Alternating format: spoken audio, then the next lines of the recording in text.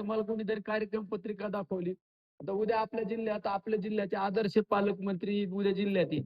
अरे म्हणावं, तू काम मंजूर कर आणि त्याचे उद्घाटन कर ना. निलेश लंकेने काम केलेलं कशाला उद्घाटन करतो? मी तिकडे 7 कोटीची योजना पळशील आपलं आश्रमशाळा बांधली. 7 कोटीची आश्रमशाळा बांधली आणि त्याचं उद्घाटन चाललं. अरे स्वतःच्या झेंड्यावर पंढरपूर करायची, दुसऱ्याच्या झेंड्यावर. आपलं तर ओपन असतं. खालच्याला काय सांगायचं, वरच्याला सांगतो डायरेक्ट.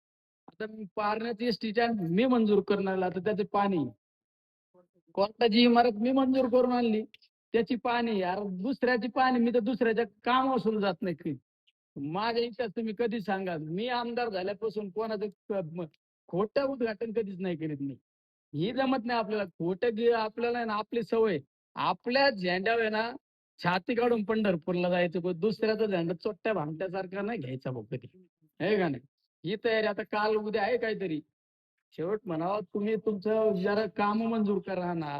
तुमच्या राजकीय कालखंडामध्ये काय केलं? फक्त जिरवाजिरवी केली. आज डीपीटीसीत काय, फक्त डीपीटीसीत काहीतरी मिटिंग मला सांगितलं. डीपीटीसीत विकासाच्या बाबतीत एक चर्चा नाही. पण शेवट जाऊ द्या, ज्याला काय करायचे त्याला करायचं, लकलाप लागू. आपला तालुका आहे, आपला तालुका स्वाभिमानी तालुका आहे. हा असं स्वाभिमानी तालुका आपल्याला ठेवायचा.